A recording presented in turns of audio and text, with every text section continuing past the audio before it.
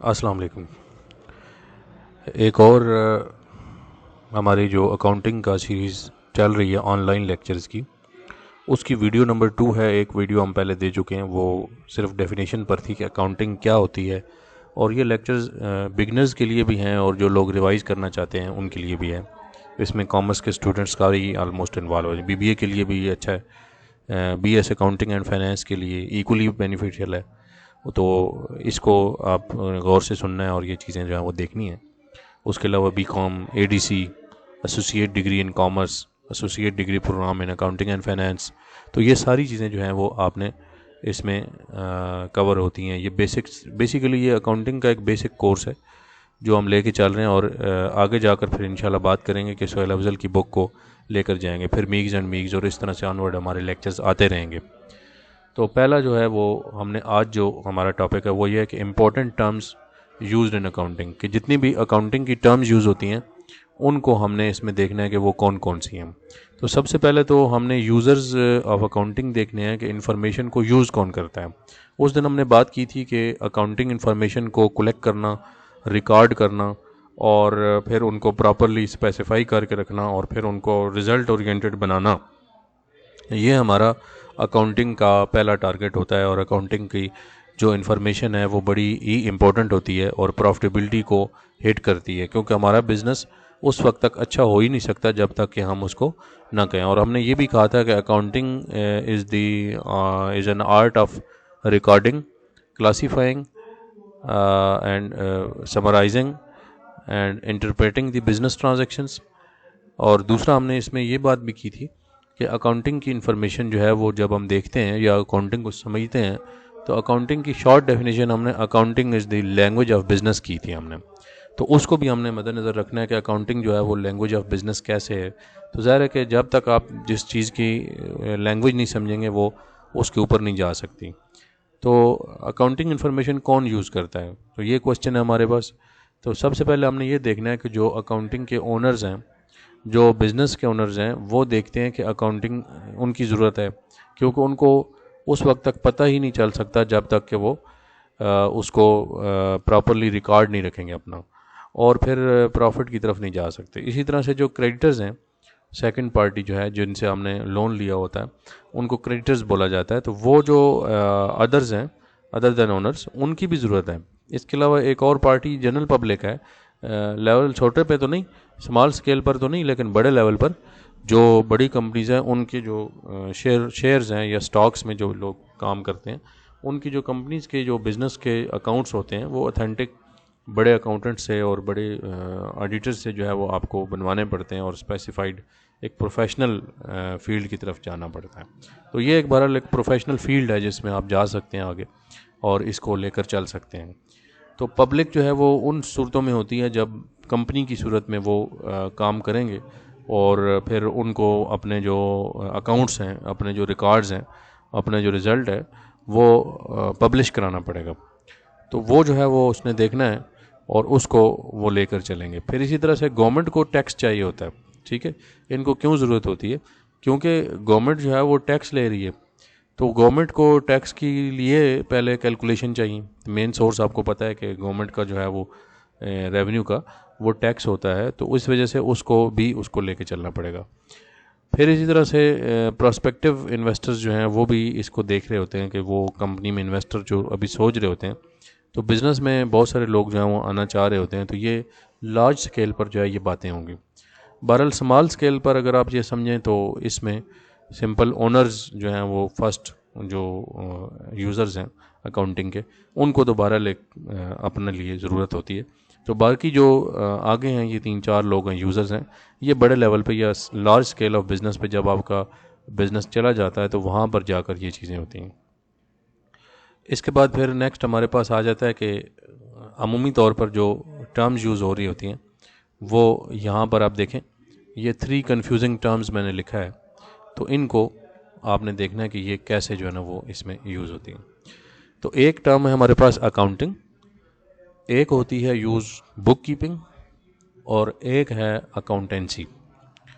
अब अकाउंटिंग जो टर्म है ये एक स्पेसिफाई करती है प्रॉफिट की कैलकुलेशन तक, यानी कि जो प्रोजेक्शन है या जो प्रॉफिट को ओवरऑल कैलकुलेशन में लेके जाना है, स्टार्ट से वेरी फर्स्ट डे आप जो ट्रांजैक्शन रिकॉर्ड करेंगे वहाँ से लेकर आपके जो इंटरप्रिटेशन ऑफ रिज़ल्ट्स हैं वहाँ तक जो इसमें रिपोर्टिंग भी है, तो वो सारी की सारी जो है वो अकाउंटिंग के अंदर आ जाती है। इनके फाइनेंशियल जो स्टेटमेंट्स हैं वहाँ तक बनाने तक, वो हम आगे जाकर बात करेंगे, आपको ज़्यादा समझ आएगा। उसके बाद फिर बुक कीपिंग जो है वो एक टर्म यूज़ होती है, इसके साथ कंफ्यूज किया जाता है अकाउंटिंग के साथ। तो बुक कीपिंग जो है वो जस्ट रिकॉर्ड मेंटेनेंस है। वो आपने जो फर्स्ट आपकी ट्रांजैक्शंस हैं उनको लिखना है, उनको जर्नलाइज करना है, उनको अपनी फ़र्स्ट बुक ऑफ एंट्री में दर्ज करना है। तो अगर तो आप बुक कीपिंग की बात करें तो वो अकाउंटिंग के स्कोप से कम है। ठीक हो गया जी। बुक कीपिंग समझ लें कि एक फंक्शन है अकाउंटिंग का, जिसमें आपने सिर्फ़ और सिर्फ अपना रिकॉर्ड जो है वो दुरुस्त रखना है। सेल्स का, परचेजेस का, जो इनिशियल आपका रिकॉर्डिंग है सारी, वो आपने डेट वाइज जो करनी होती है, उसको हम जनरल कहते हैं वैसे उस बुक को। तो वो जनरलाइजिंग तक का जो फंक्शन है वो आता है। उसके बाद फिर हमारे पास जो एक और टर्म यूज़ होती है वो होती है अकाउंटेंसी की। अकाउंटेंसी की टर्म जो है वो इन दोनों से डिफरेंट है। वो आप समझ लें कि अकाउंटेंसी जो है वो अकाउंटिंग से भी बड़ी टर्म में यूज़ होता है एज अ फील्ड जब हम लेते हैं, जिसमें टैक्स भी शामिल है, जिसमें फाइनेंशियल स्टेटमेंट्स की प्रिपरेशन और फिर आगे रिपोर्टिंग भी शामिल है। तो आगे प्रोफेशनल लेवल पे फाइनेंशियल रिपोर्टिंग का अलग से सब्जेक्ट होता है, फिर इसमें ऑडिट भी आ जाता है, टैक्सेशन तो है ही है, कॉर्पोरेट लॉ भी किसी हद तक इसमें कवर होता है। तो मतलब है कि इसमें जितनी भी चीज़ें आपकी अकाउंटिंग से बाहर निकल कर भी हैं, और उसमें टैक्सेशन है, प्रॉफिट की कैलकुलेशन है, फिर कंपनी की रजिस्ट्रेशन है, कंपनी लॉ के ऊपर अमल करना है, लेबर लॉज हैं, और फैक्ट्री के जो जितनी भी चीज़ें होती हैं, फिर कास्ट अकाउंटिंग के साथ आपके मामला आते हैं। मैन्युफैक्चरिंग बिजनेस में बहुत सारे टर्म्स हैं। तो ये सारा कुछ जो है वो ओवरऑल आपकी जो है वो इसमें अकाउंटेंसी की फील्ड कहलाती है। यानी कि एज अ फील्ड जब आप इसको ज्वाइन करेंगे तो वो आप अकाउंटेंसी की फील्ड में जाएंगे। उसमें theoretical and numerical and practical सारा कुछ, और लीगल एस्पेक्ट भी इसमें कवर होता है, और फाइनेंशियल रिपोर्टिंग भी इसमें आ जाती है। उसके बाद फिर हम अब जाते हैं अपने नेक्स्ट टर्म की तरफ, जो कि है एसेट्स। सबसे बेसिक जो टर्म है वो एसेट की यूज़ होती है। तो एसेट्स बेसिकली असासाजात को कहा जाता है, जिसको हम रिसोर्सेज ऑफ बिज़नेस कहते हैं। जब भी एक बिज़नेस स्टार्ट किया जाता है तो उसकी बेसिक जो कुछ एसेट्स होते हैं या बेसिक कुछ मनी आप उसमें इन्वेस्ट कर रहे होते हैं, या उस मनी से फिर चीज़ें ख़रीदते हैं या जो भी हैं। तो एसेट की दो बुनियादी जो फीचर्स हैं या आपने समझने हैं वो ये हैं कि एक तो वो एसेट है जो फ्यूचर में आपके लिए बेनिफिशियल रहे, फ्यूचर में आपके लिए फ़ायदा दे, बिज़नेस को फ़ायदा दे।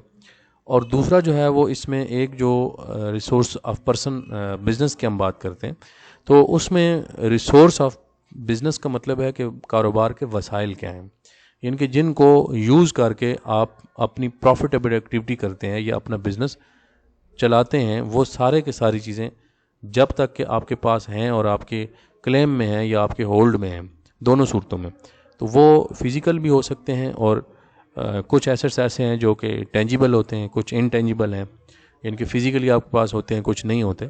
तो उसको फिर आगे जाकर जब हम डिटेल्स में इंशाल्लाह सीखेंगे तो वहाँ पर बात करेंगे। तो 12 रिसोर्सेज जो हैं वो इन शॉर्ट ये है कि रिसोर्सेज ऑफ बिज़नेस है, all of the resources of business which can be used to earn profit, वो हमारे तमाम के तमाम हैं। इसमें एग्जांपल्स के तौर पर जैसे कि फ़र्स्ट ऑफ ऑल तो कैश ही है हमारे पास।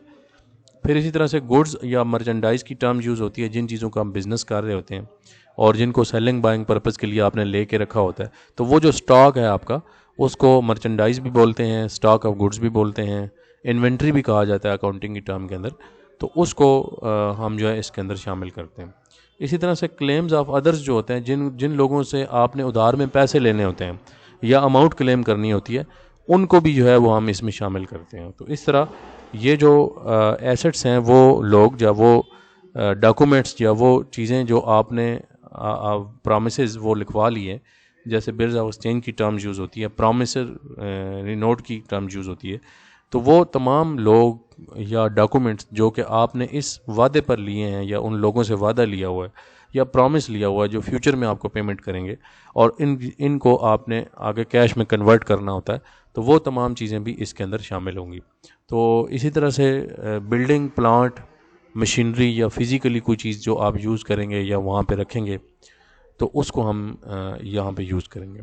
अच्छा, फिर एसेट्स भी दो किस्म के हैं, जिनको एक तो वो वक्ती एसेट या फौरी तौर पर एसेट्स हैं, लेकिन बाद में उन्होंने बिक जाना है या आपने ले लेना है, तो उनको रीसेलिंग पर्पज़ के साथ देखा जाता है। इनके देखते हुए ये है कि आपने बिज़नेस में जब आप ले के आए हो तो उस वक्त आपका पर्पज़ क्या था।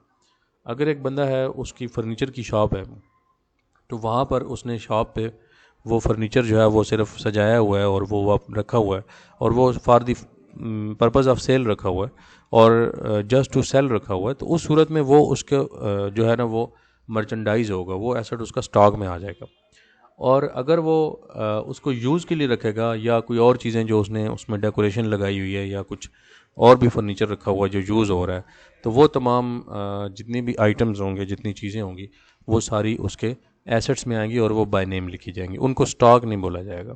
इसको आगे भी हम डिस्कस करेंगे। फिर इस तरह से ऐसे एसेट्स जो कि टोटली जो है वो इसमें यूज़ होते हैं, इसमें विद इन 1 ईयर लिक्विड हो जाते हैं, यानी कि इक्विटी उसमें कैश में कन्वर्ट हो जाते हैं इजीली, और वो विद इन द 1 ईयर जो है वो आपको क्लेम हो सकते हैं और उनको बेचा भी जा सकता है, उनको करंट एसेट्स कहा जाता है। फिर इस तरह से इसके आगे भी मज़ीद किस्में हैं, लेकिन इनिशियल लेवल पे आपने ये दो देखनी है इसमें। फिर फिक्स एसेट्स वो होते हैं जो मोर देन 1 ईयर जो है वो इसको चलाते हैं और वो देखते हैं। तो जितने भी एसेट्स हैं जिनका बेनिफिट ओवर द ईयर्स जाता है, जैसे ऊपर हमने लिखा हुआ प्लांट, बिल्डिंग, मशीनरी, इक्विपमेंट, तो उन तमाम जितने भी एसेट्स हैं उनको हम फिक्स एसेट कहते हैं, जिनकी यहाँ पर फिक्स से मुराद जो है वो लॉन्ग रन के मानों में आ रहा है और ओवर द टाइम पीरियड जो है वो हम उनसे बेनिफिट ले रहे होते हैं। और फिर एक और टर्म जो यूज़ होती है बड़ी इंपॉर्टेंट, वो होती है लायबिलिटी की। ठीक है, एक और टर्म जो यूज़ होती है वो लायबिलिटी की होती है, तो जिसको हमने डिस्कस करना है।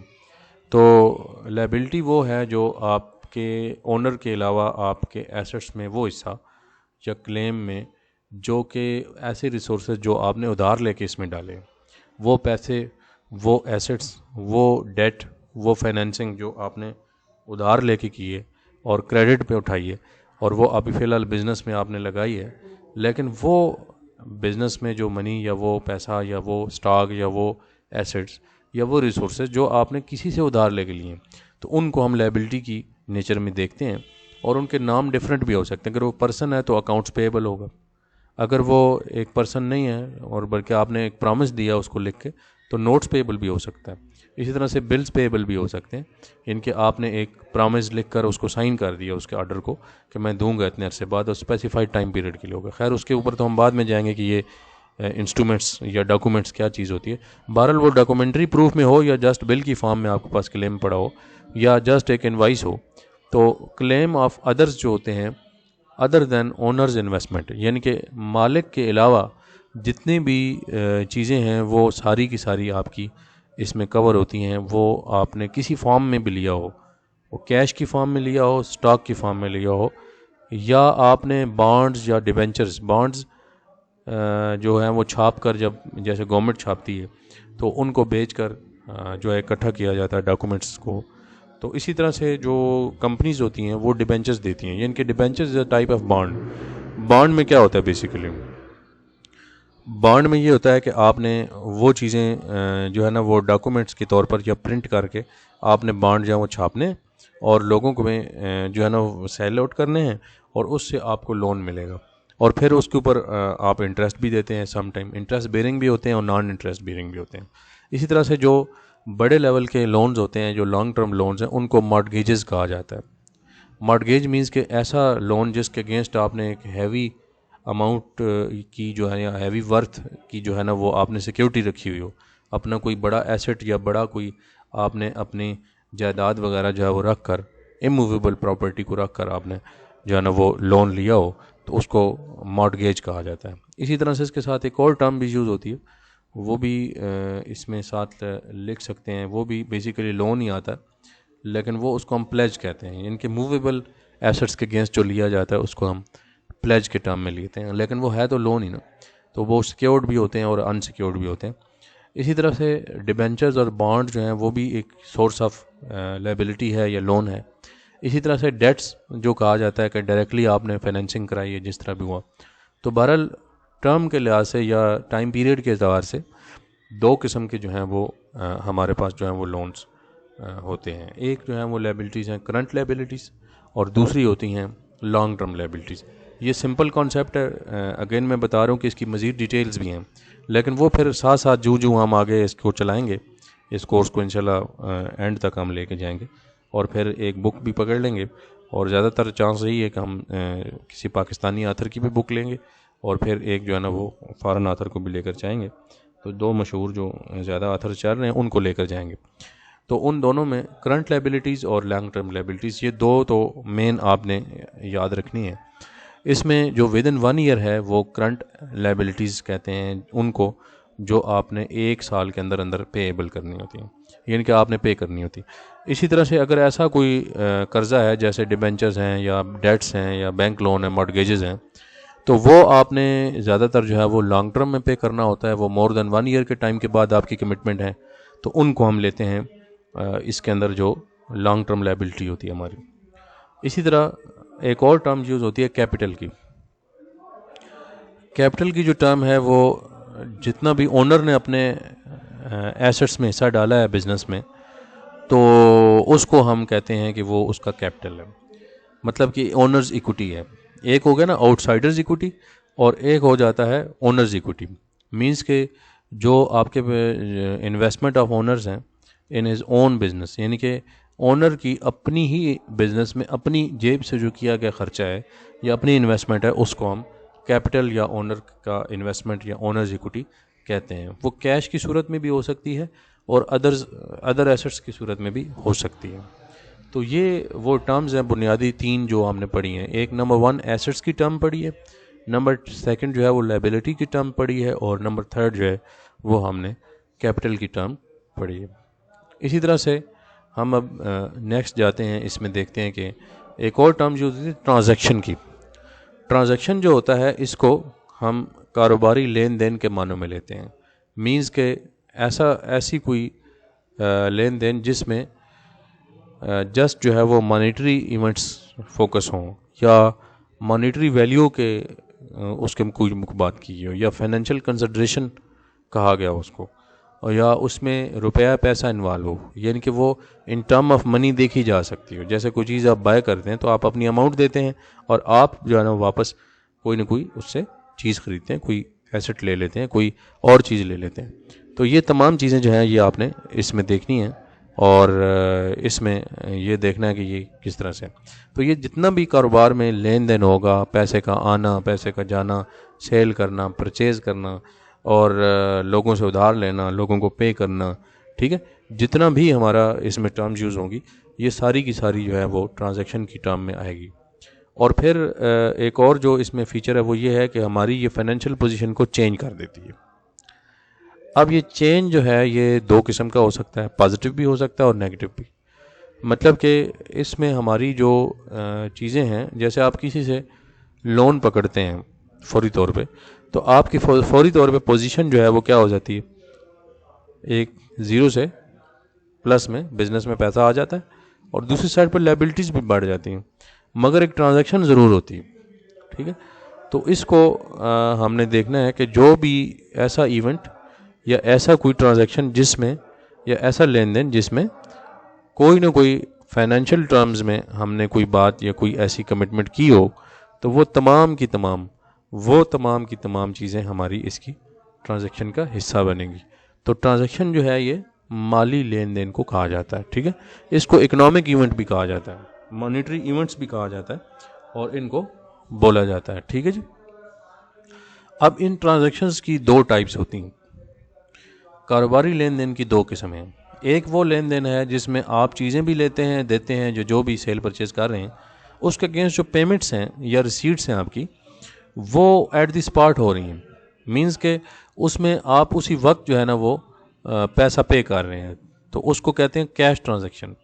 मींस के नकद और नकद जो है वो चीज़ें वापस मतलब आपने बेची हैं और आपको पैसे भी उसी टाइम मिल गए, या आपने ख़रीदी हैं, परचेजेस की हैं, या आपने ख़रीदारी की है, तो वो आपने वापस जो है ना वो उसमें ले ली। इसी तरह से क्रेडिट ट्रांजैक्शंस वो होती हैं जिसमें पेमेंट फौरी ना हो, जिसमें जो है वो आपने पेमेंट फौरी तौर पर नहीं करनी, और वो फ्यूचर में आपने कमिटमेंट कर दी है, और वो फिर डॉक्यूमेंट्री फॉर्म में है, तो फिर वो डॉक्यूमेंट्स उसके तैयार होंगे, इंस्ट्रूमेंट्स बनेंगे, वो फिर बिल ऑफ एक्सचेंज बन सकता है, प्रॉमिसरी नोट बन सकता है, या कोई और उसको नाम दिया जा सकता है। लेकिन अगर आपने नहीं भी किया तो आपने कमिटमेंट कर दी, तो वो बंदा आपके साथ फ्यूचर में भी राब्ते में उस वक्त तक रहेगा जब तक आप वो ट्रांजैक्शन को क्लियर नहीं करेंगे। तो इस तरह से ये जो टर्म है ये भी समझ लें कि हमारे लिए बड़ी इम्पॉर्टेंट है, क्योंकि आगे जाकर हम एक सिस्टम ये भी पढ़ेंगे कि अकाउंटिंग सिस्टम जो है वो 2 किस्म के होते हैं, और उसमें एक कैश बेस होता है और एक जो है वो एक्रूअल बेस होता है। तो कैश बेस जो सिस्टम होता है उसमें सिर्फ कैश ट्रांजैक्शंस को फोकस किया जाता है, यानी कि उसमें आप जो है ना वो सारी सेल परचेज जितनी भी हो रही होती है, जितनी भी ट्रांजैक्शंस हो रही होती हैं, वो ऑन कैश हो रही होती हैं। इसको ठीक है ना, इसमें जो है वो कैश बेस सिस्टम में हम लेते हैं। और जो दूसरा है हमारे पास क्रेडिट ट्रांजैक्शंस हैं, उनको हम लेते हैं तब जब एक्रूअल बेस होता है, यानी कि इसमें उधार वाली ट्रांजैक्शंस भी हैं और कैश भी हैं, यानी कि ये डुअल सिस्टम है, इसमें दोनों हमारे सिस्टम में आ जाते हैं। तो बहरहाल आगे चलते हैं और इसमें देखते हैं कि एक और टर्म यूज़ होती है, मर्चेंडाइज। मर्चेंडाइज हमेशा वो चीज़ होगी, ऐसी गुड्स या ऐसे आर्टिकल्स जो कि आपने रीसेलिंग पर्पज़ के लिए लिए हैं, ठीक है, तो उनको हम कहते हैं। अगर आपका उस चीज़ को बेचने का मकसद नहीं है, आपने जब ख़रीदारी की है उस वक्त, या आपने जो इसमें परचेजिंग की है वो उस वक्त जो है वो आपने नहीं ली और उसको जो है वो आपने नहीं रखा, तो वो आप जो है ना वो सिर्फ यूज़ के लिए रखा था और पर्सनल यूज़ था या मतलब बिज़नेस यूज़ था, तो उस सूरत में वो जो है ना वो आपका गुड्स में नहीं आएगा। मीन्स कि हमने जो गुड्स या मर्चेंडाइज़ की या इन्वेंट्री की टर्म रखी हुई है, इसको इन्वेंट्री की टर्म के साथ भी आप लिख सकते हैं, ठीक है, इसको इन्वेंट्री भी कहा जा सकता है। इन्वेंट्री की जो टर्म है ये बेसिकली यूज़ होती है अमेरिकन कॉन्टेक्स्ट के अंदर, और मर्चेंडाइज़ या गुड्स जो होती हैं ये भी खैर अब तो दोनों सूरतों में यूज़ हो गए, इतना फ़र्क नहीं रहेगा। लेकिन बहरहाल एक ब्रिटिश सिस्टम और अमेरिकन सिस्टम में थोड़ा टर्म्स का फ़र्क है। लेकिन बहरहाल इसमें जो गुड्स हैं या इन्वेंट्री हो या आपकी मर्चेंडाइज़ हो, तो मतलब एक ही है इसका कि ये बेसिकली उन गुड्स को या उन आर्टिकल्स को कहा जाएगा जो कि रीसेलिंग पर्पज़ के लिए आपने लिए हैं और उनका मकसद दोबारा फ़रोख्त करना है, फ्यूचर में आपने अपने पास नहीं रखना। अच्छा, अब एक्सपेंस और रेवेन्यू को समझते हैं और प्रॉफिट के टर्म को समझते हैं कि ये क्या चीज़ है जी। तो एक्सपेंस बेसिकली उन अखराजात को या उस पैसे को कहा जाता है जो वक्ती फ़ायदा हासिल करने के लिए लिया जाता है, जिसका मकसद जो है वो विद इन 1 ईयर ही या एट द स्पॉट आपको बेनिफिट हो और आप ऐसी पेमेंट करें और बेनिफिट फौरी जनरेट हो। ये उसकी एक मुख्तसर समझ वाली या एक मुख्तसर टर्म्स के अंदर हम बात कर रहे हैं। तो जितनी भी आप ख़र्चे करते हैं, एक देखें आपकी एक पेमेंट होती है जिसमें वो प्रोलॉन्ग फ़ायदा जाना है उसका, तो वो तो एसेट्स में आ जाएगी ना, फिक्स एसेट्स में, और फ्यूचर में बेनिफिट। और एक है जिसको आपने अभी ही, इस एक्सपेंडिचर को रेवेन्यू एक्सपेंडिचर कहा जाता है, एक्सपेंस को रेवेन्यू एक्सपेंडिचर भी कहा जाता है, ठीक है। इसका नाम जो है वो आपने जहन में रखना है कि ये आगे जाकर भी आपको काम आएगा। इसको रेवेन्यू एक्सपेंडिचर, ऐसा एक्सपेंडिचर जो कि रेवेन्यू जनरेशन के लिए यूज़ होगा और लॉन्ग टर्म नहीं बल्कि शॉर्ट टर्म्स में आपको बेनिफिट देगा। अब देखें, एक आपने जैसे एक ख़रीदारी करते हैं और आपने एक एक्सपेंस किया और आपने 1000 रुपीज़ की चीज़ जो है वो ले ली, ठीक हो गया। अब वो चीज़ जो है वो जब आपने ली, उस वक्त वो बाइंग करते हुए उसको हम कास्ट भी कह सकते हैं, ठीक है जी, कास्ट भी कह सकते हैं। अच्छा, अब कास्ट तो आपकी आ गई, ठीक है जी। इस कास्ट को, इस लागत को आपने आगे प्रॉफिट जनरेशन के लिए यूज़ किया, तो अब वही चीज़ें जो आपने यूज़ की हैं उनको आपने फिर फ़रोख्त किया, उस टाइम लिया था और बाद में आपने सेल आउट किया। तो उन सेल आउट करते वक्त आपने उसको बेच दिया 1500 का। अब इसमें यूज़ ये करना है कि आपने अगर 1000 की चीज़ ली और उसमें टोटली 1500 की आपने सेल की, तो जो रेवेन्यू है वो कॉस्ट प्लस आपका प्रॉफिट शो हो रहा है। यानी कि एक ऐसी अमाउंट या एक ऐसी प्राइस जो कि आपने अपने कस्टमर से चार्ज की है, यानी कि a price which have been charge to your customer including your profit. आपने प्रॉफिट को शामिल करके 1500 रुपया जो है वो किया, यानी कि ये जो 1000 था इसमें 500 आपका प्रॉफिट था। तो आप ये कहेंगे कि मेरा एक्सपेंस जो है वो हुआ 1000 पर और जो रेवेन्यू है वो मेरी 1500 है। लेकिन जब प्रॉफिट की टर्म यूज़ करेंगे तो वो difference between revenue and expenditure करेंगे। ठीक है, क्या होगा जी कि ऐसा डिफरेंस वेयर रेवेन्यू इज, ठीक है, रेवेन्यू माइनस एक्सपेंस। मतलब कि इस टर्म को आपने समझना है कि अगर रेवेन्यू और एक्सपेंस का जो डिफरेंस था उसके अंदर जो डिफरेंस है वो प्रॉफिट या लॉस आ सकता था। उसमें भी दो टर्म्स हो सकती हैं कि अगर एक्सपेंस बड़ा है और रेवेन्यू कम है तो उस सूरत में वो लॉस हो सकता है और फिलहाल जो है वो हमारा प्रॉफिट होगा। अच्छा, नेक्स्ट हमारी टर्म आ जाती है परचेजेस की। ये थ्योरेटिकल फ्रेमवर्क जो है ये बड़ा एक बेसिक लेक्चर है जिसको आपने लेकर चलना है।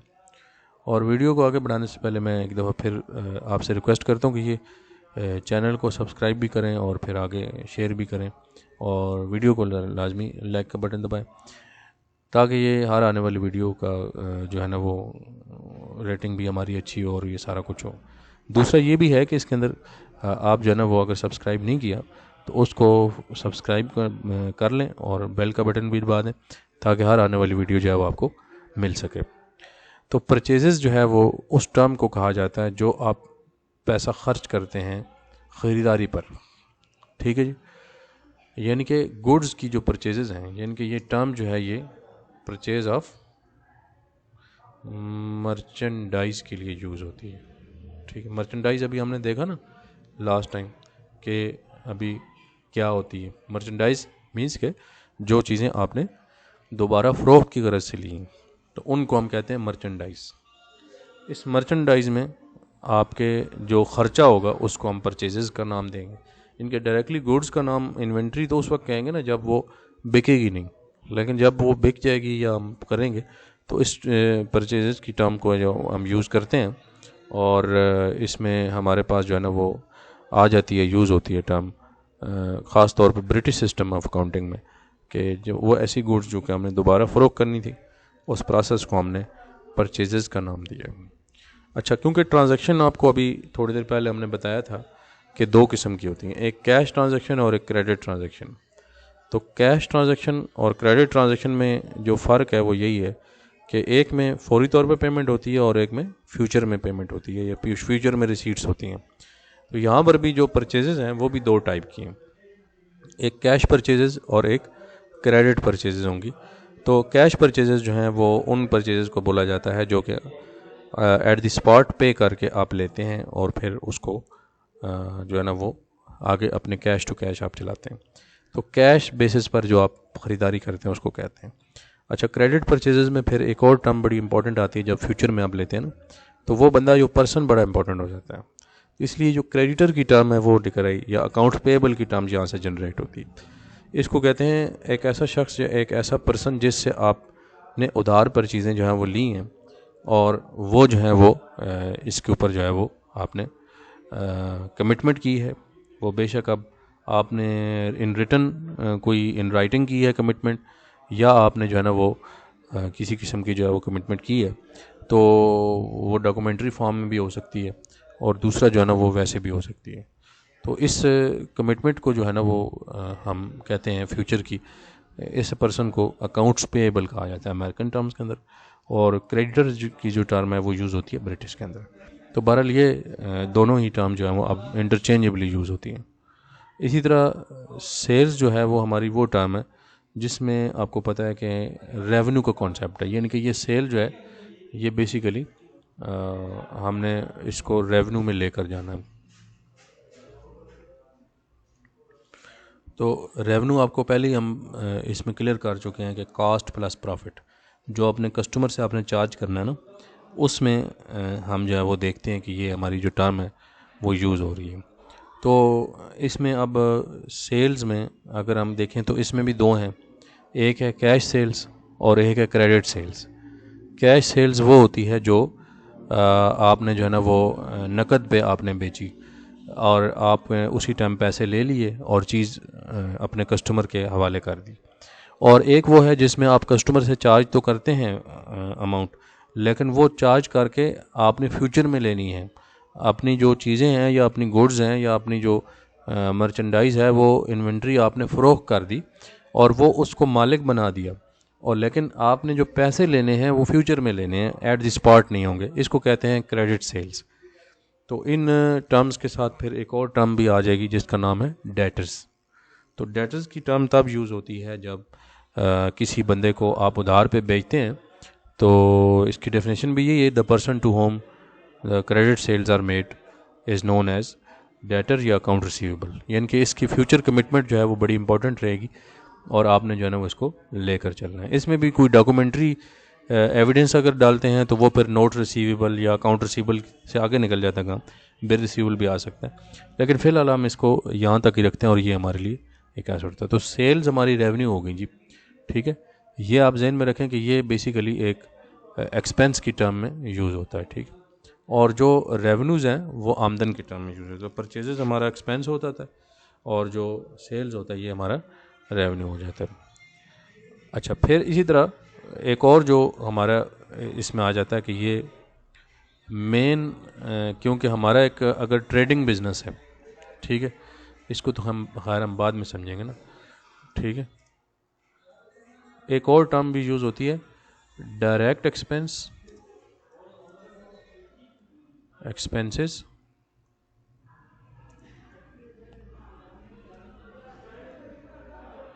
एंड इनडायरेक्ट एक्सपेंसेस, ठीक है ना। तो ये टर्म भी आपको आज हम ज़रा डेफिनेशन में देखते हैं। जितने भी आपके ट्रेडिंग रिलेटेड एक्सपेंसेस होते हैं, ठीक है, जो मेन जो कोर बिजनेस को फोकस करते हैं ना, परचेजेस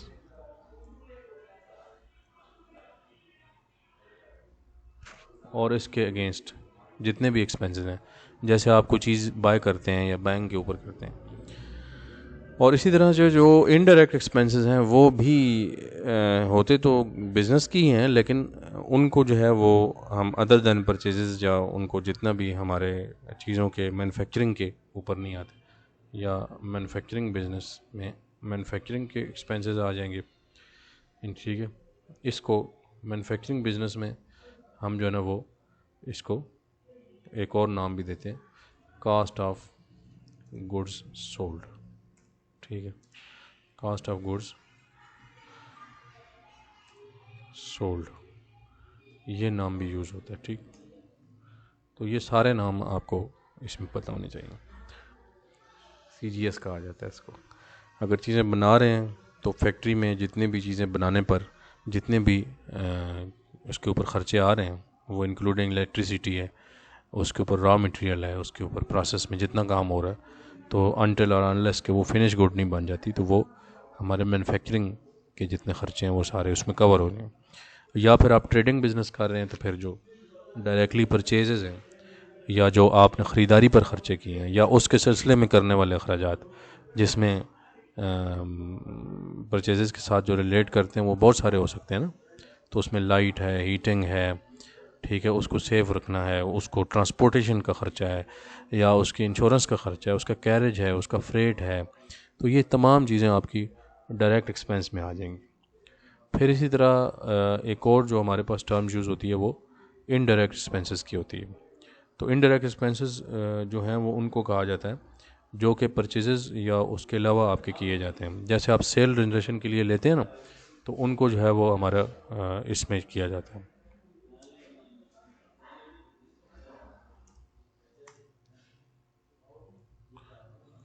इसमें मेन कैटेगरीज आती हैं। इनको इनडायरेक्ट भी कहा जाता है और इनको एक और टर्म के अंदर ऑपरेटिंग एक्सपेंसेस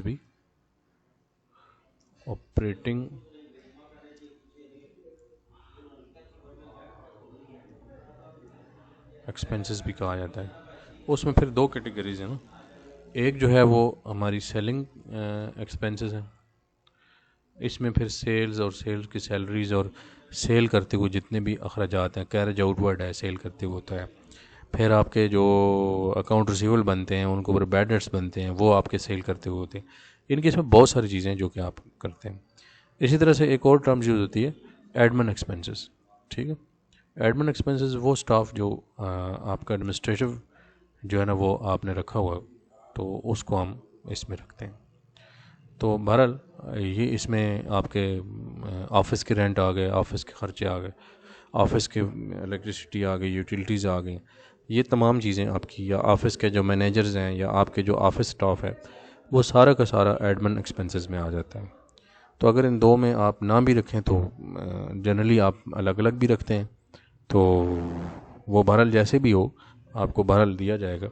तो समझने की जो बात है वो ये है कि परचेजेस और all related expenses on purchases, या मैन्युफैक्चरिंग की सूरत में मैन्युफैक्चरिंग के ऊपर आने वाले खर्चे, जिसको हम कास्ट ऑफ गुड्स सोल्ड भी कहते हैं, वो डायरेक्ट है, जो बराह रास्त आपकी बिज़नेस या कोर एक्टिविटी को हिट करते हैं या उसके साथ रिलेट करते हैं। तो और जो नहीं करते, जो आपको कारोबार के चलाने के लिए ज़रूरी हैं, कारोबार को बेहतर और स्मूथ चलाने के लिए, उनको हम जो है ना वो सेलिंग या एडमिन एक्सपेंसेस कहते हैं। ठीक है, इसमें फिर बहुत सारे आगे डिटेल्स हैं।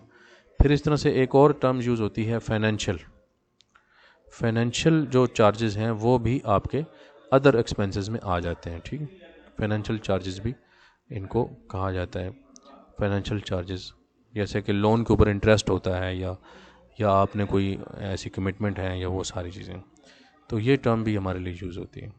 अच्छा, ये तो हो गया इसका। इसी तरह से रेवेन्यूज़ के ऊपर भी है, जो हमने रेवेन्यूज़ देखनी है ना, रेवेन्यूज़ के ऊपर भी ऐसी ही है। रेवेन्यूज़ भी दो किस्म की होती हैं। ठीक है, उनको भी हम देखते जाएं तो हमें ज़रा इजी हो जाएगा, एक ही लेक्चर में कवर हो जाएगा, ताकि आपको बार बार ये मसला ना बने कि ये कौन सी चीज़ें हैं और किस तरह से हैं। हम फिर फौरी तौर पर नेक्स्ट जो है ना वो इसको स्टार्ट करेंगे। तो रेवेन्यूज़ जो होती हैं उनको हमने देखना है कि ये कौन सी चीज़ें हैं। ठीक है, उसमें भी डायरेक्ट रेवेन्यूज़ भी हैं, डायरेक्ट रेवेन्यूज़ और इनडायरेक्ट रेवेन्यूज़। ठीक है, डायरेक्ट रेवेन्यूज़ में एक ही है जो हम ज़्यादातर समझते हैं उसको, और वो सेल्स होती है। बाकी जितने भी आपकी पैसिव इनकम है ना, जो आपकी एक्टिविटी के अलावा है, जैसे आपने कहीं अपनी सेविंग्स को बैंक में रखा हो, वहाँ से इंटरेस्ट रिसीव हो रहा है, अपनी सेविंग्स को आपने कहीं और इन्वेस्ट किया हुआ है और उससे आपको प्रॉफिट आ रहा है, डिविडेंड आ रहा है, या आपको कोई कमीशन मिल रहा है, या आपने कोई सेविंग करके बिज़नेस के लिए ही आपने एक बिल्डिंग खड़ी कर दी और वहाँ से रेंट आ रहा है, तो रेंट रिसीव्ड हो, या बिज़नेस में कमीशन रिसीव्ड हो, या आपके रेंट इंटरेस्ट रिसीव्ड हो, तो वो तमाम चीज़ें जो other than your core activity आपको अर्निंग में हेल्प कर रही हैं, या पैसिव इनकम है आपकी, वो सारी की सारी जो है वो क्या होगी, आपकी इनडायरेक्ट रेवेन्यू में आएगी। इसमें फिर कमीशन रिसीव्ड भी है, रेंट रिसीव्ड है, और इस तरह की चीज़ें हैं। सेल्स जो है वो बहरहाल इनडायरेक्ट होती हैं।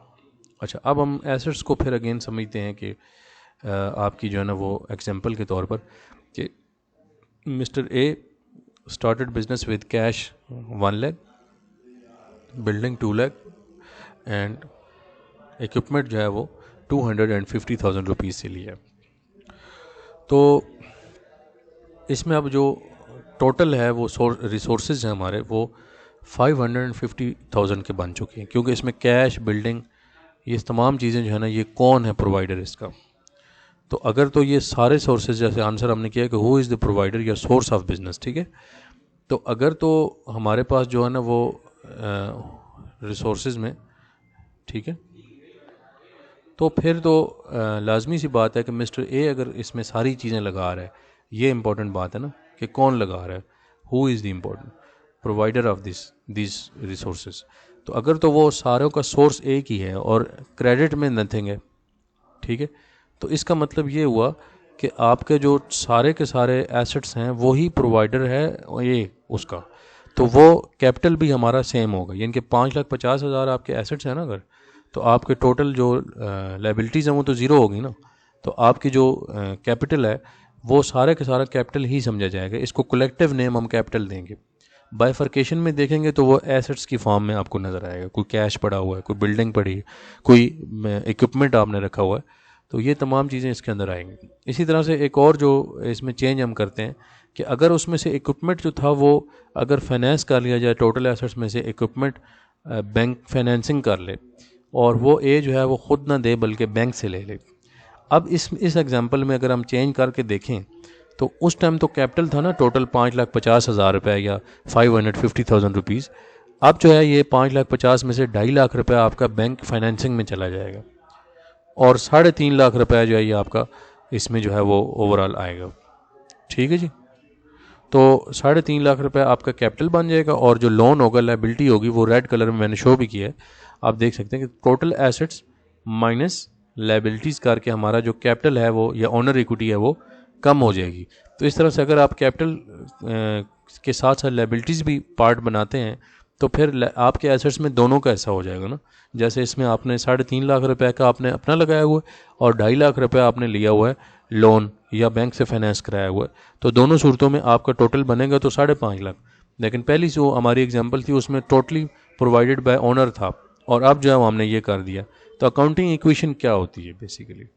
अकाउंटिंग इक्वेशन में एलिमेंट्स होते हैं 3 जो हमने बात की है अभी, कि बेसिकली ये वो डिपिक्शन है या वो इक्वेशन है जिसको हम प्रैक्टिकली न्यूमेरिकली देखते हैं कि एसेट्स, लाइबिलिटीज़ और कैपिटल का आपस में इक्वेशन क्या बनानी है आपने। तो जैसे हमने कहा कि एसेट्स के ही तो 2 प्रोवाइडर है ना, एक कैपिटल और एक लाइबिलिटी, तो उन दोनों को मिलाकर हमारे एसेट्स बनते हैं। तो capital plus liabilities are equal to assets are equal to capital plus liabilities, या capital plus liabilities are equal to assets. तो ये हमारी बेसिक इक्वेशन है जो कि हमने करनी है। इसी तरह से एक और टर्म यूज़ होती है डिस्काउंट की, जो कि होपफुली हमारे आज का जो है वो लास्ट एक अलाउंसेस और डिस्काउंट हमने करने हैं। ठीक, तो इसमें हमारे पास जो है ना वो डिस्काउंट की जो टर्म है वो यूज़ होती है। तो डिस्काउंट की जो टर्म यूज़ होती है वो कंसेशन के लिए होती है। इसमें 2 किस्म के फिर डिस्काउंट आते हैं, यानी कि आपने किसी किस्म की जो है ना वो उसमें किसी वजह से नहीं देना बल्कि वैसे ही आप बार्गेनिंग पर दे रहे हैं, तो वो ट्रेड डिस्काउंट है और इसको रिकॉर्ड नहीं किया जाता और इसकी जो है ना वो कोई एंट्री भी नहीं की जाती। और जबकि एक और टर्म जो होती है कैश डिस्काउंट, ये आमतौर पर एक पॉलिसी के तहत दिया जाता है और जनरली ये स्पेसिफाइड टाइम पीरियड जब तय किया जाता है, जैसे ये मैंने नीचे टर्म लिखी है ना कि 2, 10 और नेट 30, कि टोटल जो नेट आपका टाइम पीरियड है वो 30 डेज़ है, लेकिन अगर आप पे कर देते हैं 10 दिनों के अंदर तो फिर 2% आपको डिस्काउंट मिलेगा। मींस कि 2% discount will be given if total जो अमाउंट है या अमाउंट इज क्लियर या paid with in first 10 days और उसमें 30 डेज़ का आपका टोटल जो है वो टर्म यूज़ होता है। तो इस तरह से ये आपकी जो है वो टर्म इसमें आ जाती है। कैश डिस्काउंट जो होता है वो हम लेकर चलते हैं। फिर आपकी जो स्पेसिफाइड टाइम है इसमें वो भी फोकस है। और फिर एक और जो इसमें बड़ी इंपॉर्टेंट बात है वो हमारी कैश डिस्काउंट जो है वो क्रेडिट ट्रांजैक्शन पर दिया जाता है। तो इसके साथ ये भी आपने इसमें देखना है और उसमें ये भी आपने लेकर चलना है। फिर एक और हमारी टर्म आ जाती है जो अलाउंसेस की आती है। तो अलाउंसेस की जो टर्म है उसमें हमेशा जो है वो डिफेक्टिव जो गुड्स होती हैं, यानी कि ये जो कंसेशन होती है ना, ये कंसेशन आपकी जनरल नहीं होती बल्कि कंसेशन ड्यू टू डिफेक्टिव जो है ना वो मटेरियल या डिफेक्टिव क्वालिटी आप देते हैं। ठीक है जी, तो डिफेक्टिव क्वालिटी की वजह से जो आप देंगे ना ये आपको मिलेगा सेल्स के ऊपर। इसको अगर सेल करते हुए आप देंगे तो ये सेल अलाउंस कहलाएगा और फिर ये आपको उसमें से माइनस करना होगा और नेट सेल्स बनानी होगी। इसी तरह से अगर परचेज़ करते हुए या परचेजेस करते हुए आपको मिलेगा तो ये परचेजेस अलाउंस कहलाएगा। यानी कि अलाउंस और डिस्काउंट में जो फ़र्क है वो डिफेक्टिव क्वालिटी का है, मतलब उसमें जो आपने यूज़ की है वो कोई उसमें नहीं है। आप आम तौर पे जो है ना ये कैश ट्रांजैक्शंस पे होता है, और जो ये हैं ये क्रेडिट ट्रांजैक्शंस हैं जो हम मिस करते हैं। तो मैं उम्मीद करता हूँ कि ये आपको अच्छी तरह से समझ आ गया।